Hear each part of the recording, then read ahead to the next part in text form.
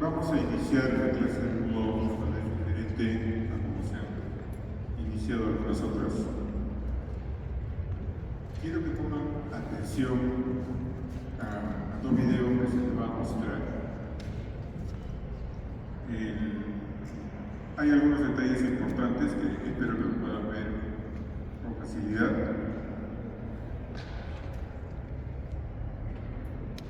Iré relatando algunas partes. Aquí tenemos ingresando el segundo trocar. Ahí tenemos el hígado.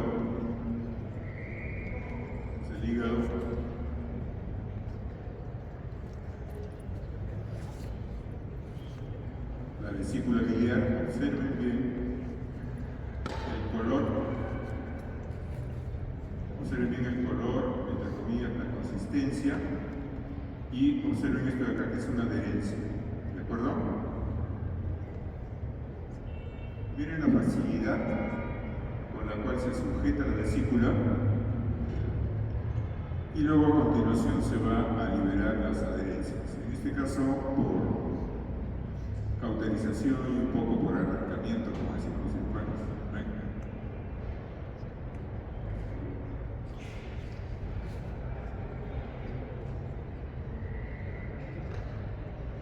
Se van liberando las adherencias.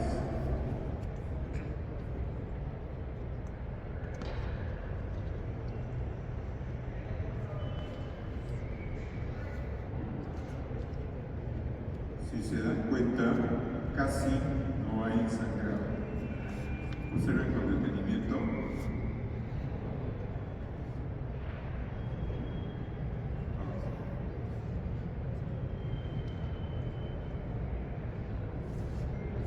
Si lo vimos. Acá.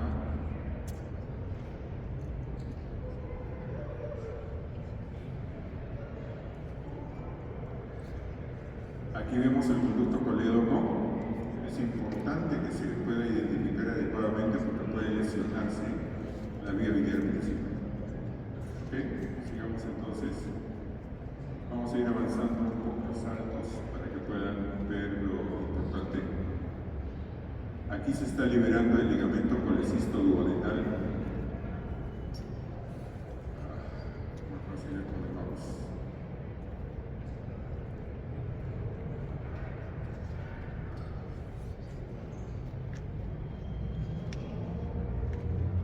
Aquí se libera el ligamento colecisto duodenal.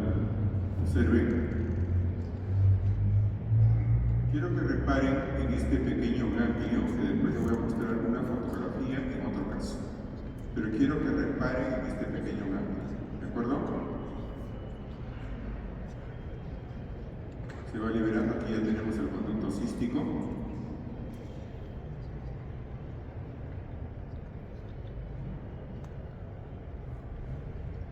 Se individualiza y luego se clipa.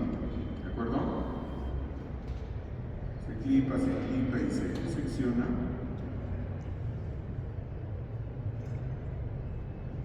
Ahí tenemos ya seccionado.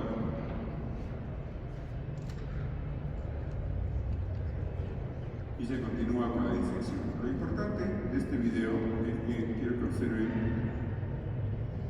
con qué facilidad se diseca la vesícula biliar. Miren ustedes, prácticamente no hay sangrado. La vesícula se sujeta en todo momento con facilidad.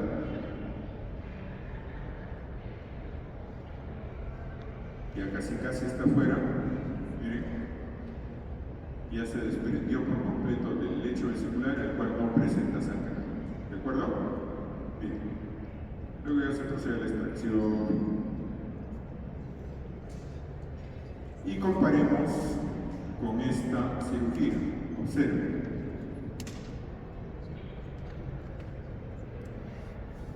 Miren, la vesícula está tan tensa que no se puede sujetar. Y hay necesidad de pulsarla para quitarle un poco de presión. Observen.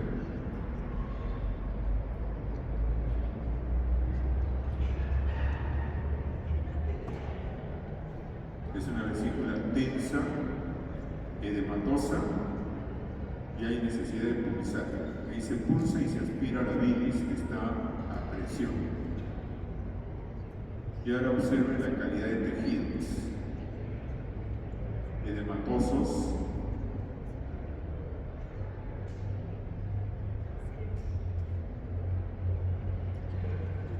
y mira durante la disección cómo se va a ir realizando la disección. Miren, esta vez ya es más sangrante.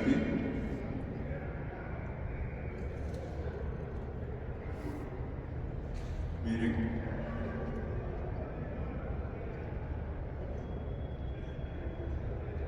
Más edema, más complicada la cirugía. Miren, inclusive en la zona inferior aquí hay lecho con sangre. ¿No es cierto? Lo que va chorreando poco a poco. Se hace más difícil la disección.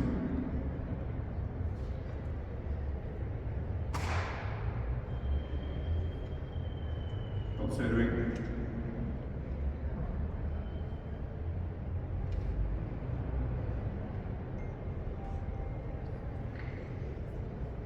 Y bueno, nos vamos a detener simplemente en esto para recalcarles que en el primer caso se trató de una colecistitis crónica y en el segundo caso de una colecistitis aguda. ¿De acuerdo?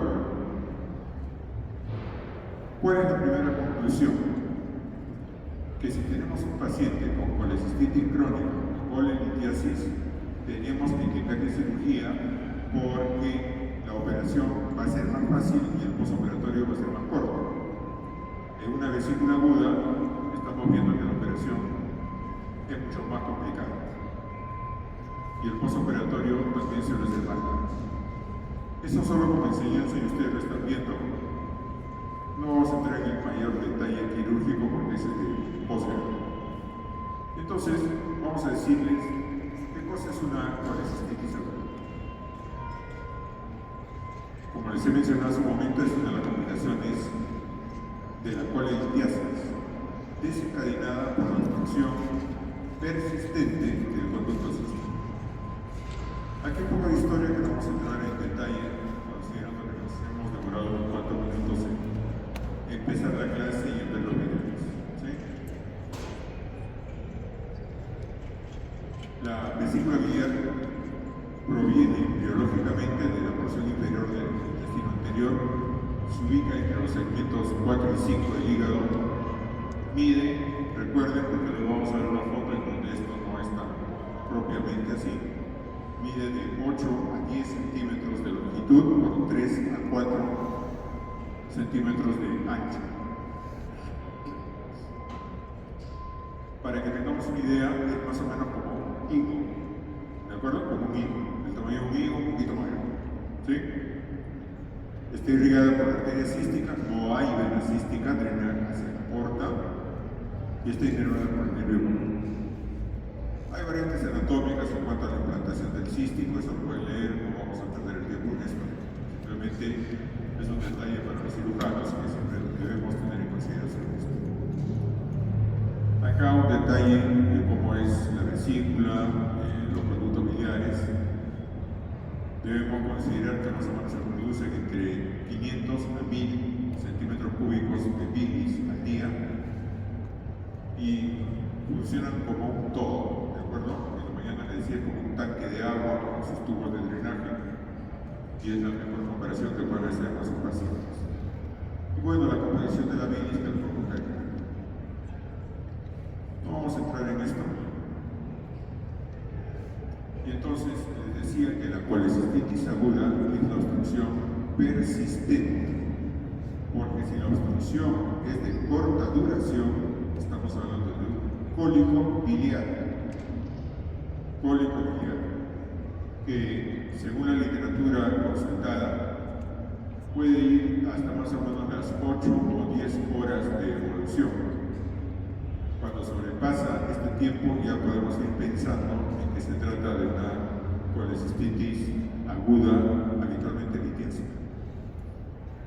En la literatura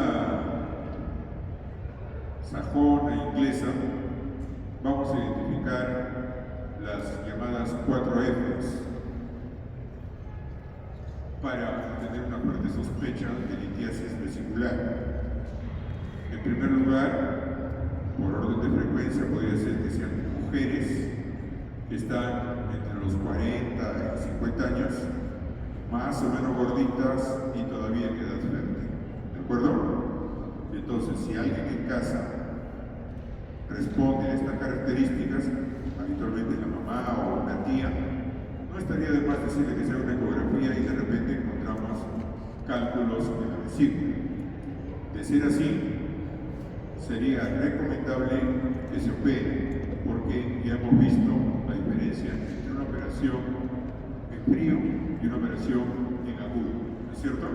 Entonces, no estaría de más que saliendo de la clase, usted vaya a casa y le digan a la mamá, ¿te has hecho una ecografía? Por si acaso, mira ahí esto, ¿no es cierto? Entonces, es una primera ventaja. Vamos a entrar en esto que es breve, pero se produce un bloqueo, como podemos ver acá, ¿no es cierto? Un bloqueo a nivel del bacinete, prácticamente en el conducto cístico, entonces impide la salida del contenido de la vesícula. Entonces, la vesícula va a luchar contra eso, va a contraerse una y otra vez y esto produce un dolor cólico, que como la obstrucción es persistente, va a producir edema de pared, inflamación y una posterior infección de células. Entonces, les decía que las colecistitis agudas básicamente son litiásicas hasta un 90% de casos. Se va a producir una obstrucción mecánica, en donde ya se desencadena lo que hemos hablado, ¿no es cierto? Inflamación, proliferación bacteriana y los gérmenes más frecuentemente encontrados son la Bacteroides fragilis y la E. coli.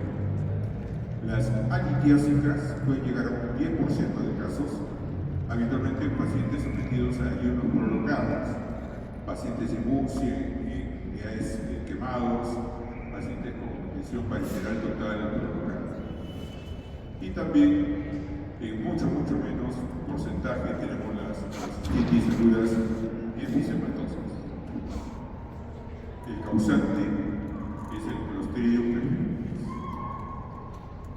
Entonces, por el tiempo de evolución, nosotros podemos ver una colecistitis edematosa, más o menos entre los 2 a 4 días, en donde vamos a ver una vesícula con líquido intersticial, más o menos la que vimos en el video, con capilares en los vasos linfáticos dilatados y la pared evidentemente está edematosa.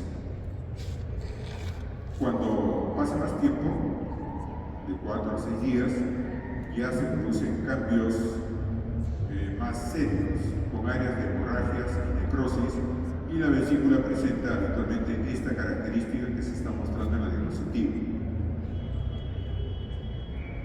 Si el paciente sigue sin recibir atención médica, y estamos hablando de 7 a 10 días, pues la pared vesicular ya empieza a presentar áreas de necrosis, hay abscesos intramurales y puede haber inclusive una proliferación fibrosa.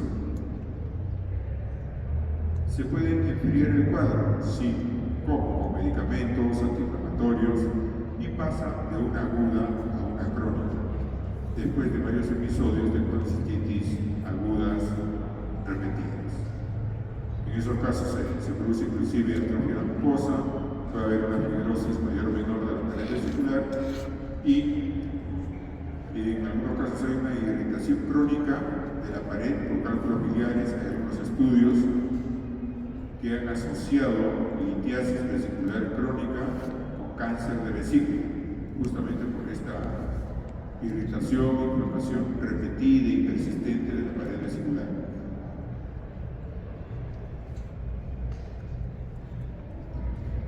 La clínica, podemos mencionar que partimos de las 4 Fs que ya hablamos. El dolor se va a presentar en el hipocondrio derecho, hay que hacer la semiología del dolor, algunos de ustedes no la tienen clara. En la mañana estuvimos aclarando con un grupo de práctica cómo es este tema, lo hablaremos en un rato. Se presentan náuseas, vómitos, hiporexia, fiebre e ictericia, que puede ser variable. En el examen físico, el paciente puede o no estar ictérico, hay que evaluar el estado general, habitualmente está quejumbroso y hay que hacer el examen preferencial. Entonces aquí me gusta tomarme un tiempo adicional. ¿Por qué? Es importante precisar lo que es el punto de Murphy, la maniobra de Murphy y el ciclo. Son tres cosas diferentes que responden al mismo cirujano que las describió. El punto de Murphy está circunscrito a la intersección de la línea medio clavicular derecha con la línea que corresponde al reborde costal derecho. Acá, miren, medio clavicular derecha con reborde costal derecho. Este es el punto de Murphy. ¿De acuerdo? Hay quienes equivocamente me lo señalan por la fosilidad, que no. Será el punto de McBurney, pero Murphy está en el hipocondrio derecho. Y aquí nosotros vamos a realizar una palpación profunda. Escuchen bien, porque es así.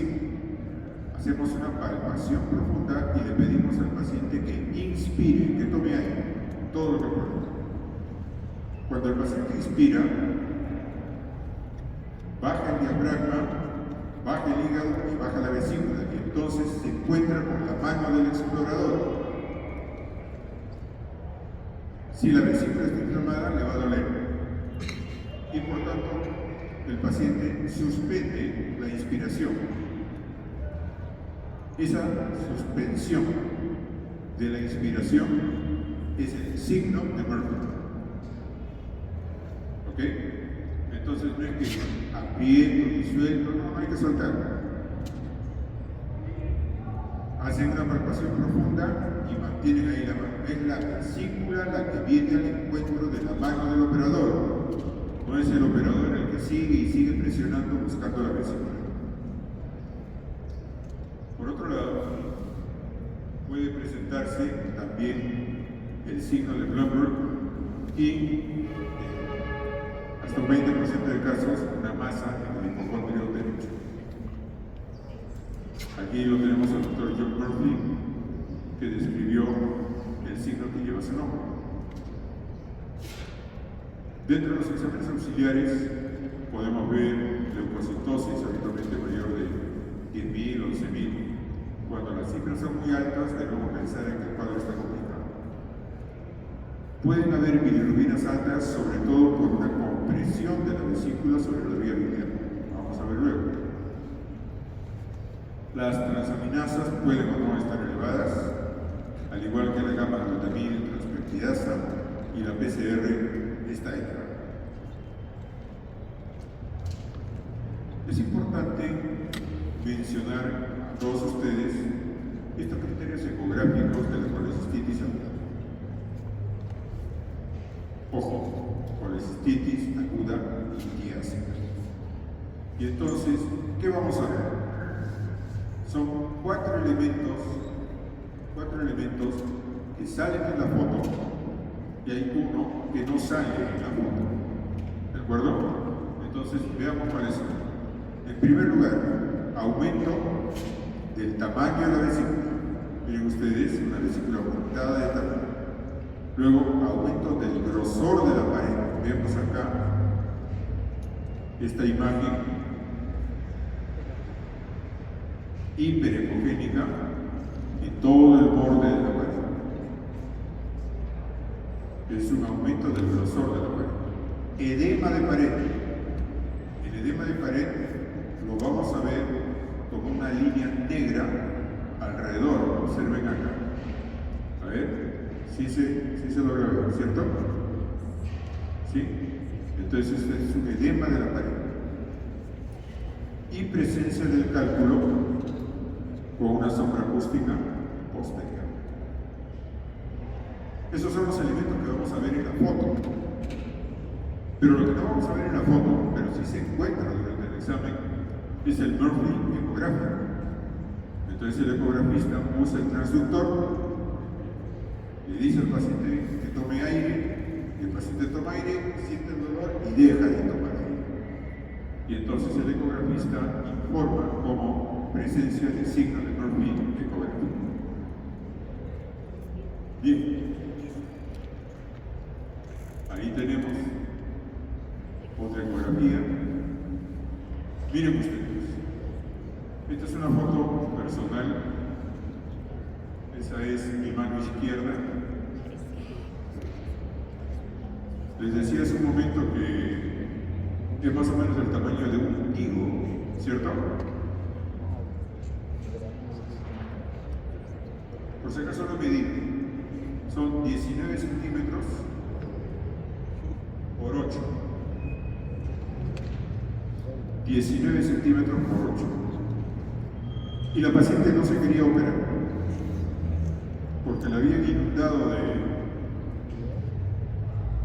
le dieron iosina, dimetilinato, omeprazol, ranitidina y no me acuerdo más. O sea, le dieron todo. Y obviamente a la paciente ya no le dolía. Hubo que convencerla para que se opere. Terminada la cirugía, y se acuerdan que les mencionaba sobre, fíjense, este ganglio pequeño que está ahí, ¿sí? ¿Se acuerdan? Aquí está el ganglio pequeño.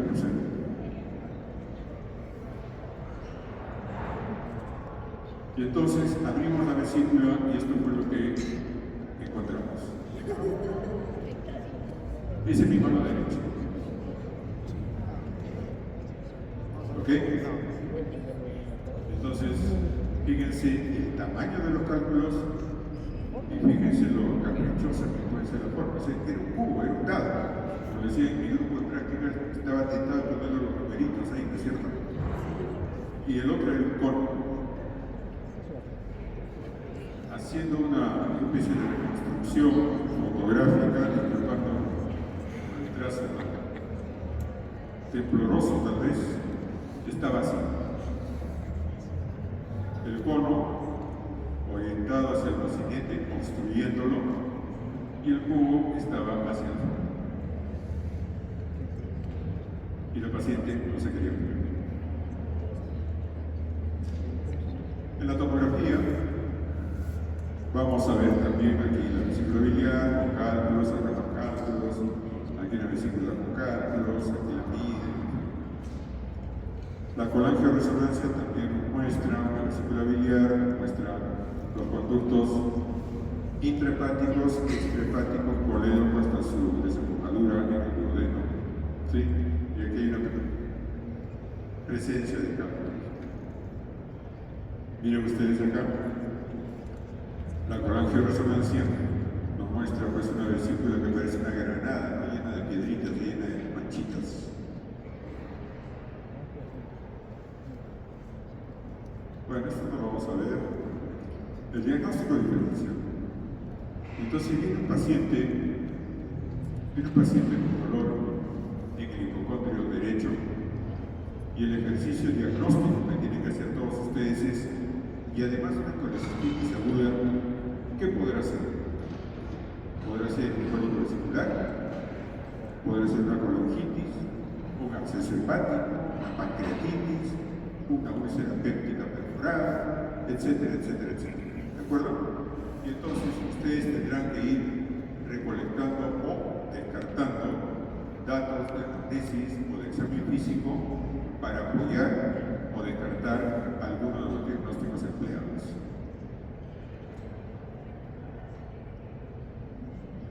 Así como hay una escala de Alvarado para apendicitis aguda, hay los llamados criterios de Tokio para poder evaluar una colecistitis aguda. Y tiene básicamente tres categorías: los signos locales de inflamación, los signos sistémicos y los hallazgos. Entonces, en vez de tomar nota de todo lo que dice acá, ustedes simplemente escriban o anoten criterios de Tokio y van e investigan. Aquí es cuál es la conducta quirúrgica que debemos ver si estamos frente a una colecistitis grado 1, grado 2, grado 3. En el grado 3, por ejemplo, ya tenemos más de una disfunción, ¿no es cierto? Disfunción cardiovascular, eso tenemos que estabilizar al paciente y habitualmente hacer una colecistostomía percutánea pensando en hacer una colecistectomía diferida.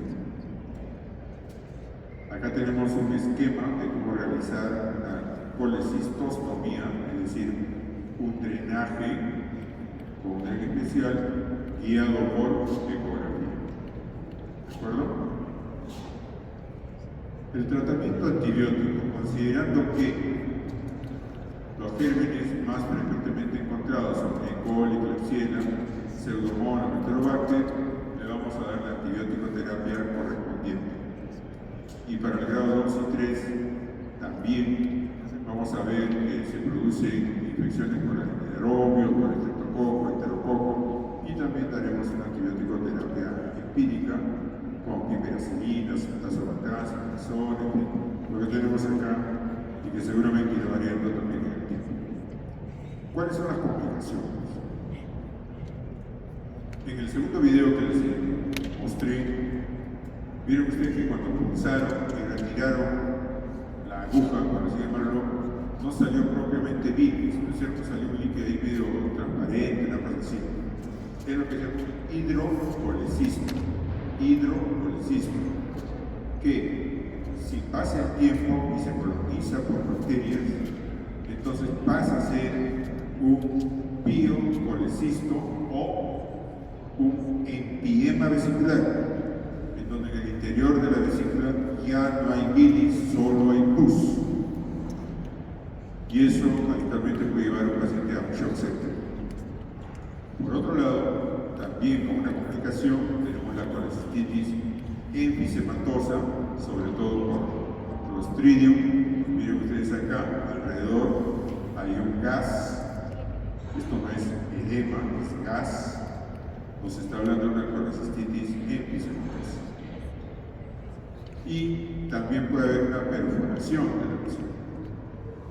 Una perforación que podrá ser libre, es decir, el cálculo cae, por así llamarlo, a la pared o a la cavidad intraabdominal y se produce un biliperitoneo que tiene más del 50% de mortalidad, o la perforación, antes de que se produzca por completo, se adosa, se adhiere a un segmento del intestino, habitualmente puede ser el duodeno, puede ser el yeyuno proximal, y se produce lo que se llama la fístula biliar.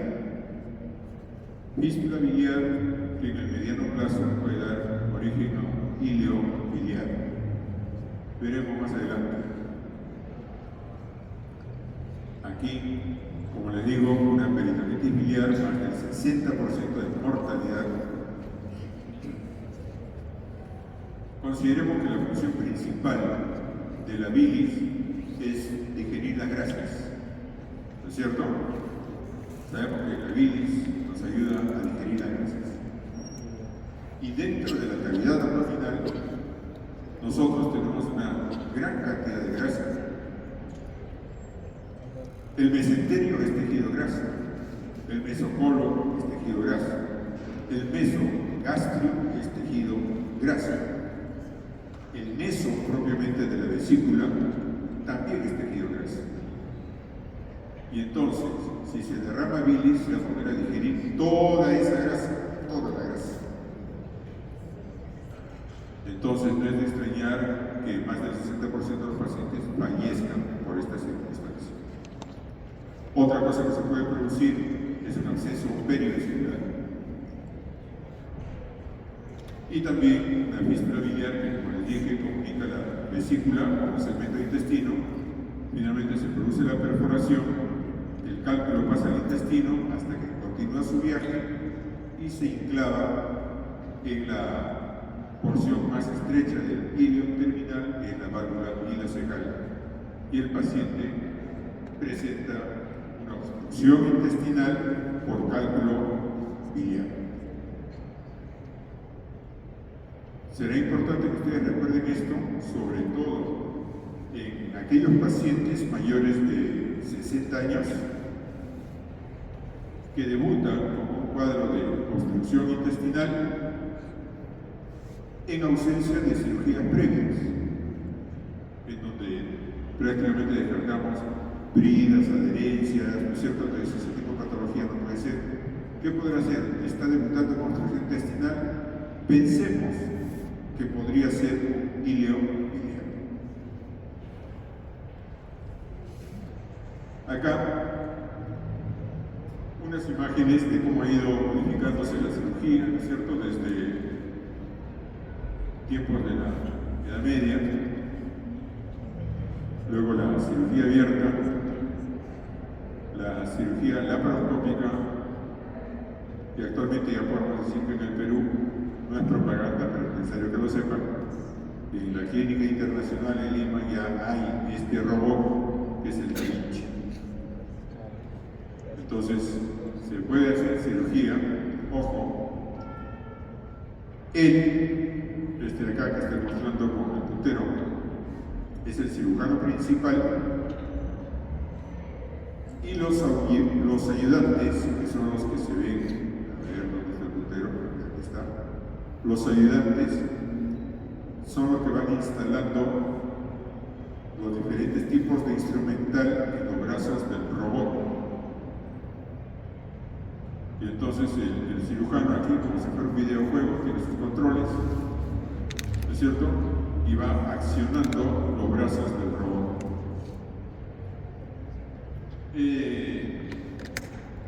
También es importante mencionarles a todos ustedes que el robot, entre las múltiples ventajas que tiene, es que tiene un software que de alguna manera estabiliza, o si se quiere, neutraliza el temblor de la mano del cirujano. El cirujano de repente hasta puede temblar, ¿no es cierto? Pero el software del robot estabiliza. ¿De acuerdo? Bueno, aquí, esto tal vez lo vean ustedes, yo no creo que ya lo vean. Unos minúsculos robots cirujanos que naveguen por el torrente sanguíneo y que puedan corregir algunas patologías. Solamente mencionarles las diferencias. Esta es la ubicación de los trócares en la técnica francesa y esta es la ubicación de los trócares en la técnica americana. Solo para que lo sepan, también es importante mencionarles que hay otro tipo, por ejemplo, la cirugía por puerto único, en donde se ingresa con este instrumental, ¿no es cierto?, que se ubica con una incisión un poco más grande a nivel del ombligo, y por acá, como pueden ver, ingresan las pinzas, el cauterio, en fin, todo por un solo cuerpo. En el caso de las chicas no hay problema, se hace un piercing y se acabó el tema. También es importante que sepan que existe lo que se llama la colecistectomía Notes. Esto será para pacientes VIP. Personalmente no me gusta mucho la idea, ¿no? Imaginen ingresar por vagina para terminar operando el vesícula. No se me hace mucho la idea, pero existe. Entonces, cuando a ustedes le digan, dice que le han operado la vesícula y no le encuentran ninguna cicatriz, no te creo. Sí, pero de repente la han operado por vía Notes. ¿Ok? Entonces es importante que sepan que existe. Esto, como les digo, es un recurso, aquí le he puesto Salvador, ¿no es cierto?, la colecistostomía, en donde por diferentes circunstancias, sea porque la vesícula biliar está muy inflamada, sea porque está todo pegado, me ha tocado 2 o 3 veces, está todo pegado y era absolutamente imposible, repito, absolutamente imposible poder extirpar la vesícula. Y después de hora y media de disección, lograba hacer un espacio de 1 centímetro por 1,5 más o menos en el fondo de la vesícula y ya. Por ahí entraba, sacaba los cálculos, ponía el tren, lo fijaba y listo. Se desinflama todo el cuadro, etcétera, etcétera. O sea, es un recurso muy útil, sí se sabe usar. Pero también es importante en estos casos dejarle muy en claro al paciente que no se le ha extirpado la vesícula biliar. Repito, dejarle en claro al paciente o a la paciente que no se le ha extirpado la vesícula biliar y explicarle los motivos. Uno de sus compañeros parece que ha hecho guardia. Se activó. El hilo biliar, observen acá, cálculo en hilo terminal, dilatación proximal de asas. Aquí tenemos una foto y aquí tenemos el cálculo abierto el intestino, se retiran los cálculos.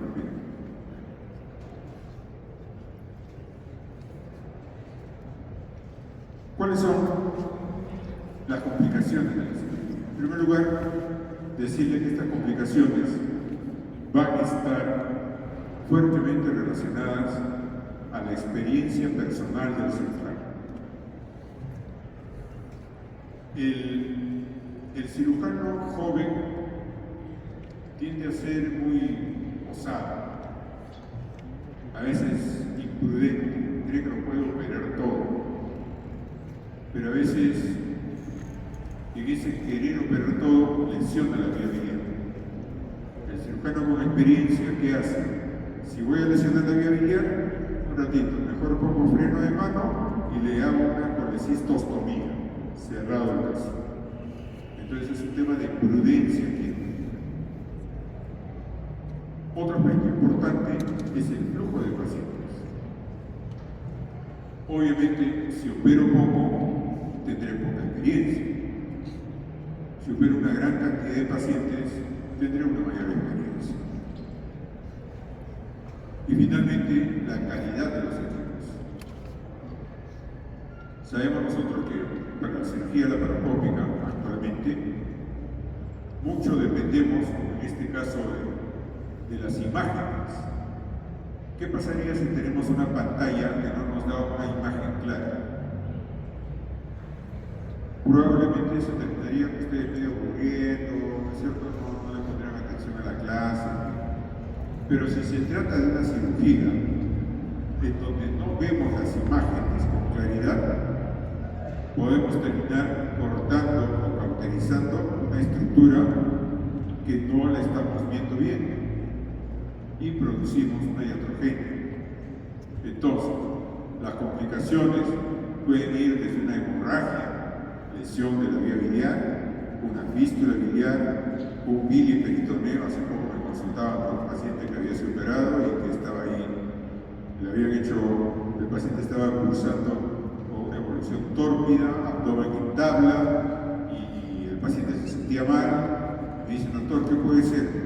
Hay una ecografía, y según la ecografía hay una punción para hacer un drenaje del peritoneo. Hicieron la punción, encontraron bilis en el abdomen. Ahí lo que tienen que hacer es entrar a reoperar al paciente.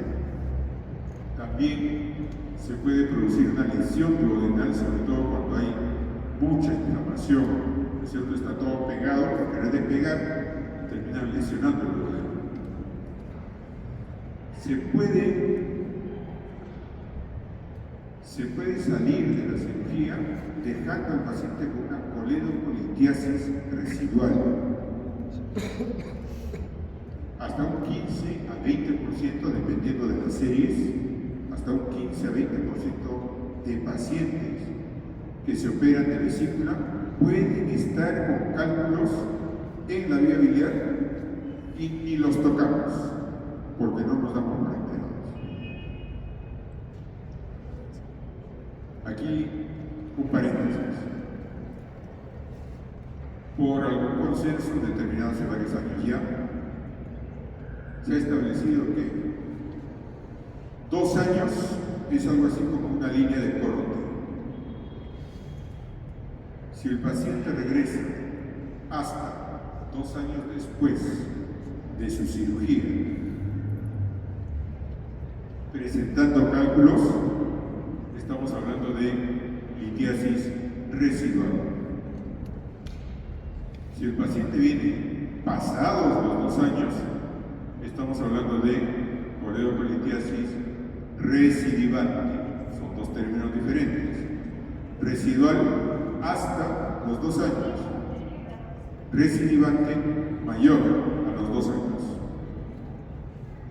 Igualmente, dependiendo de la manipulación o no que se haga de la vía biliar durante la cirugía, el paciente puede presentar colangitis o pancreatitis. Por eso es muy importante que operemos con prudencia, no con temor, con prudencia.